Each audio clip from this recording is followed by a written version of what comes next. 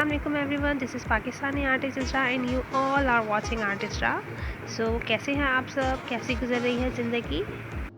तो ये cheating graph के ज़रिए पोर्ट्रेट बनाने की टेक्निक मैं आपको सिखाऊंगी इस वीडियो में। तो वीडियो बहुत इंटरेस्टिंग होने वाली है, तो इसकी बिल्कुल नहीं करना और एंड तक देखना है। और अगर अभी तक आपने मेरे चैनल को सब्सक्राइब नहीं किया तो सबसे पहले जाके सब्सक्राइब कर लें और बेल आइकन को प्रेस कर दें ताकि मेरी आने वाली हर वीडियो का नोटिफिकेशन आपके पास सबसे पहले पहुँच जाए।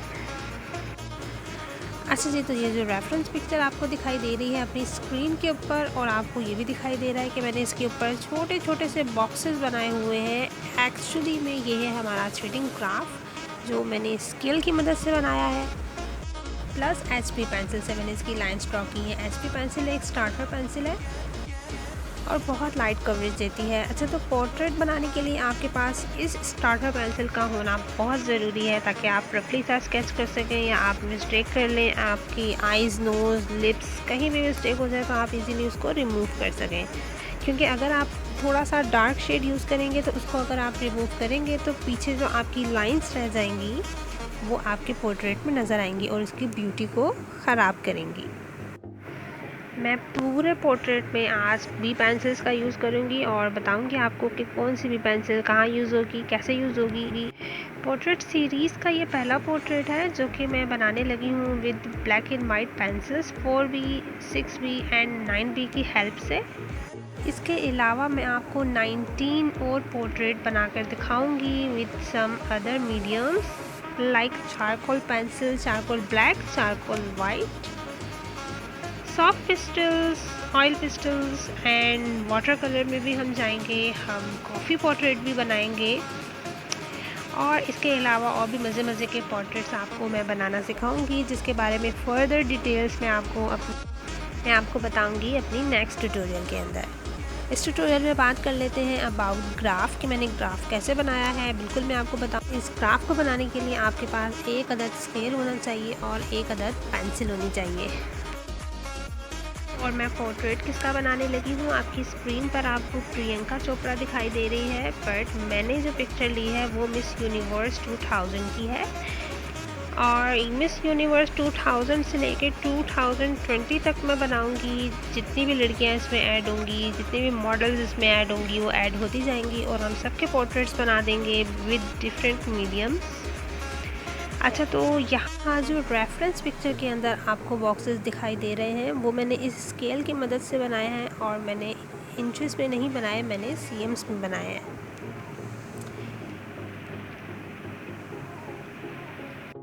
इंचेस में जो मैंने बॉक्सेस बनाए हैं वो मैंने बनाए हैं मेरी कैंसन पेपर के ऊपर, कैंसन शीट के ऊपर।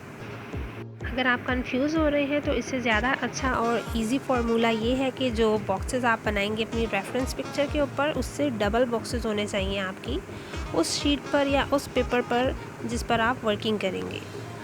आप उससे डबल भी ले सकते हैं, उससे ट्रिपल भी ले सकते हैं, बट सेम साइज़ के आपको बॉक्सेस नहीं बनाने हैं। अच्छा जी, तो मैंने रफली सा स्केच कर लिया है ये portrait with HP pencil. HP pencil as you know कि बहुत लाइटर शेड है, इससे आप कुछ भी रफली सा स्केच कर सकते हैं। नोट डाउन करके रख लें अपने पास कि आपकी स्टार्टर पेंसिल है। अच्छा, तो स्केचिंग के बाद जब हम अपनी वर्किंग स्टार्ट करेंगे तो उसके लिए हम 4B पेंसिल का यूज़ करेंगे। इससे हम अच्छे से शेड्स दे सकते हैं, कलर्स को ब्लेंड कर सकते हैं। उसके बाद 6B यूज़ करेंगे, वो थोड़ा सा डार्क शेड है, और 6B के साथ हम यूज़ करेंगे 9B। 9B एक्चुअली में हम हेयर्स के लिए यूज़ करते हैं या फिर वहाँ यूज़ करते हैं जहाँ हमें बहुत डार्क शेड क्रिएट करना होता है।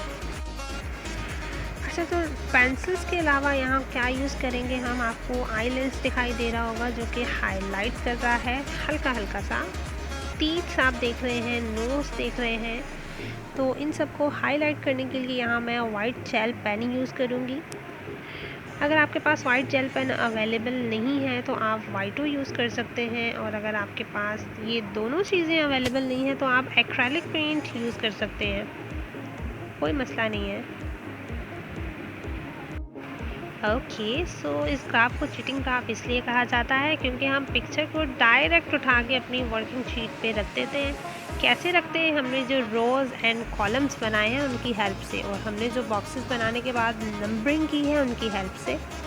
हमने बॉक्सेस के साइज़ेस को बिल्कुल भी नहीं देखना, हमने बस नंबर्स को देखना है कि कौन सा नंबर कहाँ आ रहा है, कौन सी रो में क्या नंबर आ रहा है, हमारी आँख कहाँ पर बनी हुई है, उनके नंबर्स नोट करने हैं और बिल्कुल उन्हीं कॉलम्स में और उन्हीं रोज़ में हमने वो आँख जाकर बना देनी है। अब आपको क्लियर दिखाई दे रहा होगा। बॉक्सेस मैंने पहले से बना लिए थे ताकि अगर हम यहाँ पर बॉक्सेस भी बनाने लग जाएं तो हमारी वीडियो और ज़्यादा लंबी हो जाएगी। फिर भी अगर आप लोग चाहते हैं कि मैं आपको बॉक्सेस भी बनाकर दिखाऊं तो ठीक है जी, हम आपको बॉक्सेस भी बना कर दिखा देंगे, कोई मसला नहीं है। इस पोर्ट्रेट के बाद वैसे भी हमारा सेशन ख़त्म होने वाला नहीं है, हमने मोर 19 पोर्ट्रेट्स और बनाने हैं विद डिफरेंट मीडियम्स। तो मैं एक दो पोर्ट्रेट और आपको बना के दिखा दूंगी विद दिस ग्राफ, और हम कुछ और ग्राफ्स के साथ भी चलेंगे ताकि आपको मैं इन 20 क्लासेस में, इन 20 डेज़ में पोर्ट्रेट का A to Z बता दूं, सारी वर्किंग बता दूं, कैसे ग्राफ की मदद से आप पोर्ट्रेट बना सकते हैं, कौन कौन से ग्राफ्स आप बना सकते हैं और आप फ्री हैंड पोर्ट्रेट कैसे बना सकते हैं, ये भी मैं आपको बताऊँगी।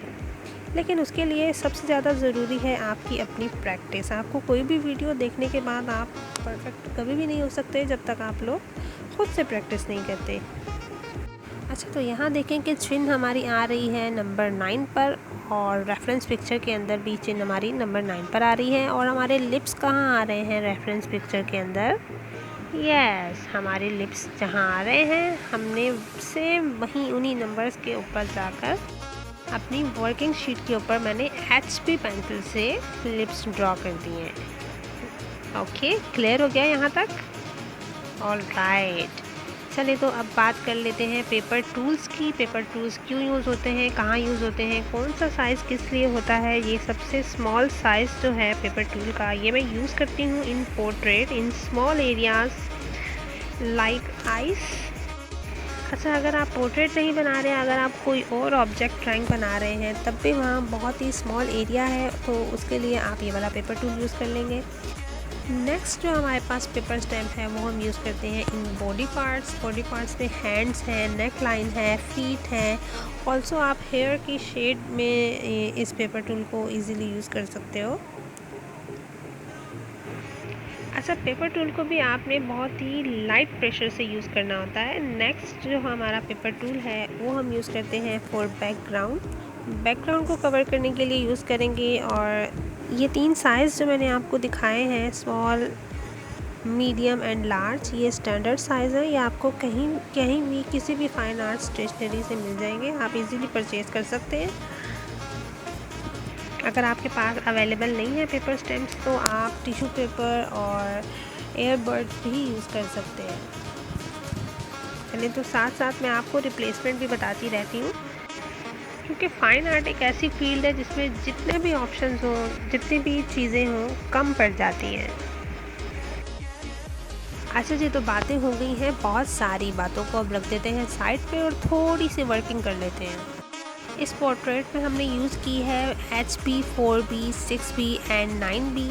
तो इन चारों पेंसिल्स के शेड्स मैं आपको बता देती हूँ और इनको लाइट टू डार्क तक स्मूथली कैसे आपको चलाना है मैं वो भी आपको अभी करके बता देती हूँ इधर ही इसी वीडियो के अंदर। ओके,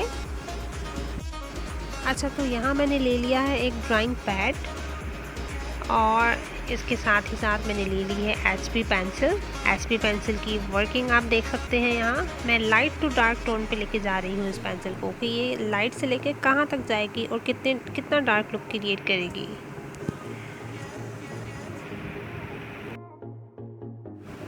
HB पेंसिल को हम कितना डार्क कर सकते हैं ये आप इस वीडियो में देख सकते हैं इजीली। और जो मैं आपको इस वीडियो में बता रही हूँ आपने इसकी प्रैक्टिस भी करनी है। चले यहाँ पे लिख देते हैं HB। इसके बाद जो हमारी सेकंड पेंसिल है वो है 4B। तो 4B की वर्किंग भी सेम इसी मेथड से होगी। तो 4B पेंसिल यूज़ करने लगी हूँ मैं यहाँ। 4B की वर्किंग लाइट टू डार्क लेके जाएंगे। एक्चुअली में 4B ही हमारी वर्किंग पेंसिल होती है। हम कहीं भी ट्रैवलिंग में अपने बैग में एक स्केच बुक और एक 4B पेंसिल रख लें तो ये हमारे लिए इनफ होता है।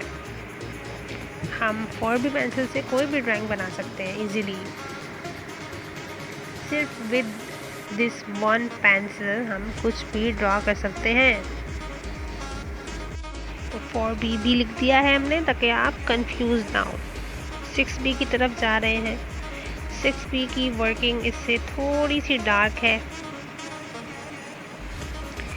6B पेंसिल और 4B पेंसिल के बीच में एक शेड है 5B, जो थोड़ा सा सिमिलर है दोनों में, इसलिए मैंने वो नंबर स्किप कर दिया है ताकि मैं आपको थोड़ी सी डार्क शेड दे के दिखाऊं।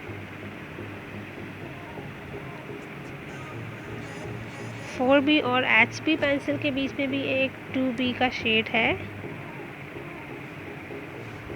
जो मैं यूज़ नहीं करती। मैं 4B यूज़ करती हूँ, मैं 6B यूज़ करती हूँ। देखिए ये कितना डार्क होता चला जा रहा है।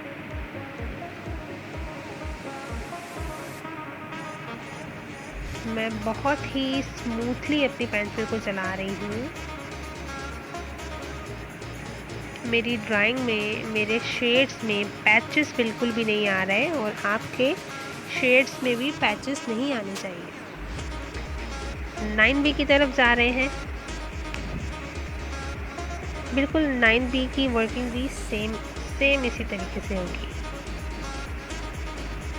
जहाँ पर हमारी 6B की वर्किंग ख़त्म हो रही है, जिस शेड पे हम उस शेड से स्टार्ट करेंगे 9B।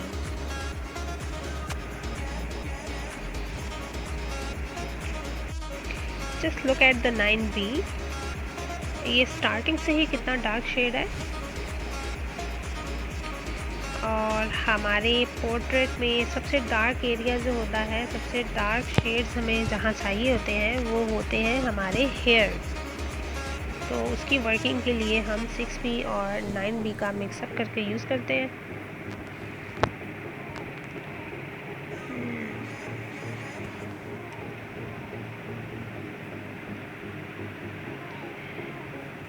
इन चारों पेंसिल्स के शेड्स की प्रैक्टिस आप जितने अच्छे तरीके से करेंगे, आपकी ड्राइंग में उतना ही निखार आएगा, आपकी ड्राइंग उतनी ही अच्छी होती चली जाएगी और आप परफेक्ट होते चले जाएंगे। बट परफेक्ट होने के लिए आपको इन चारों पेंसिल्स का ऐसे ही यूज़ करना है जैसे मैंने किया है, और बस इन पेंसिल्स को light to dark and dark to light लेकर आ जाएं।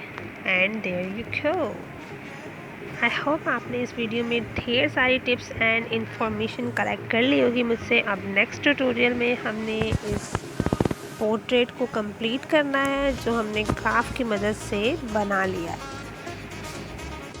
अगर ये ट्यूटोरियल आपके लिए यूज़फुल था so give a huge thumbs up. See you in next tutorial. Until अल्लाह निगहबान।